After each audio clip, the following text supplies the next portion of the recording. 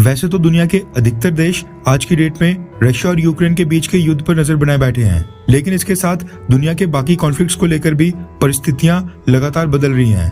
हाँ, उतनी तेजी से नहीं जितनी यूक्रेन में, लेकिन सीरिया से लेकर अरुणाचल प्रदेश और साउथ चाइना से हर जगह कॉन्फ्लिक्ट्स अभी भी बरकरार हैं। भारत और चाइना तो गलवान घाटी की घटना के बाद से ही आमने सामने हैं, और उस घटना के बाद दोनों देशों के बीच क्या क्या हुआ वो तो खैर हम सबको पता है। लेकिन रिसेंटली भारतीय सरकार ने अब चाइना को एक और झटका देते हुए अपने क्वाड एलाई जापान की कई सालों पुरानी मांग को अचानक से पूरा कर दिया है, जो कि चाइना के लिए बहुत ही घातक साबित हो सकती है। पिछले कुछ सालों से इंडियन नेवी ने साउथ चाइना सी में अपने नेवल वॉरशिप्स की सॉर्टीज काफी ज्यादा बढ़ा दी हैं, लेकिन इस बार साउथ चाइना सी में चाइना को काउंटर करने और जापान की सहायता के लिए भारतीय सरकार ने एक और बहुत ही बड़ा कदम उठा लिया है। दरअसल Japan air self defence force और इंडियन एयरफोर्स के बीच पहली एक्सरसाइज साल 2018 में हुई थी और उसके बाद से लगातार होते आ रही है। लेकिन जापान के साथ होने वाली इस एक्सरसाइज में मेनली ट्रांसपोर्ट और लॉजिस्टिक्स के ऊपर ध्यान दिया जाता था, यानी फाइटर जेट्स को इन्वॉल्व नहीं किया जाता था। मगर जापान लगातार भारत से रिक्वेस्ट कर रहा था कि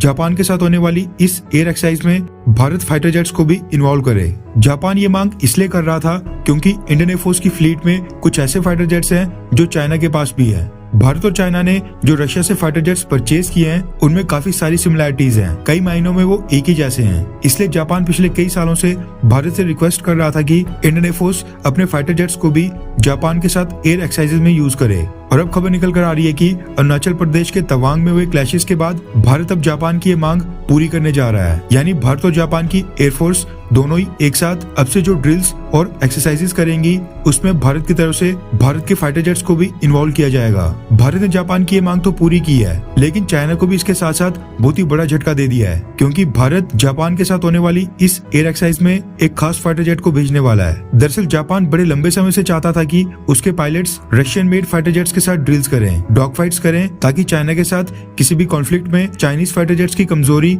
और उनकी खूबियां जापान के पायलट्स को अच्छे से पता चलें। और अगर चाइना और जापान दोनों देशों की एयरफोर्स कभी भी आमने सामने आती हैं तो जापान को इसका भरपूर फायदा मिले। और अब भारत ने जापान की मनोकामना पूरी कर दी है और भारत जापान के साथ होने वाली इस एक्सरसाइज में अपने बेड़े से रशियन मेड फाइटर जेट्स को भेजने जा रहा है। रेफरेंस के लिए आपकी स्क्रीन के ऊपर जापानीज मीडिया हाउस द माइनिशी के एक आर्टिकल का स्क्रीनशॉट है, जिसके मुताबिक भारत और जापान की एयरफोर्स दोनों आपस में मिलकर पहली बार joint fighter jets training drills करने जा रही हैं। ये चाइना के लिए एक बहुत ही बड़ा सेटबैक इसलिए भी है क्योंकि भारत ने जापान के साथ होने वाली इस एक्सरसाइज में अपने सुखोई Su-30 फाइटर जेट्स भेजने का फैसला किया है, जिनको चाइना जापान के अगेंस्ट इस्तेमाल करता है। रिपोर्ट्स के मुताबिक चाइना आज के समय 97 के करीब सुखोई Su-30 ऑपरेट करता है, जबकि उसके एयरक्राफ्ट कैरियर के ऊपर जो नेवल वेरिएंट के शैनयांग J-15 फाइटर जेट्स हैं वो भी सुखोई Su-30 के ऊपर ही बेस्ड हैं, यानी उनकी भी खूबियां सुखोई Su-30 से ही मिलती हैं। इसलिए जापान चाहता था कि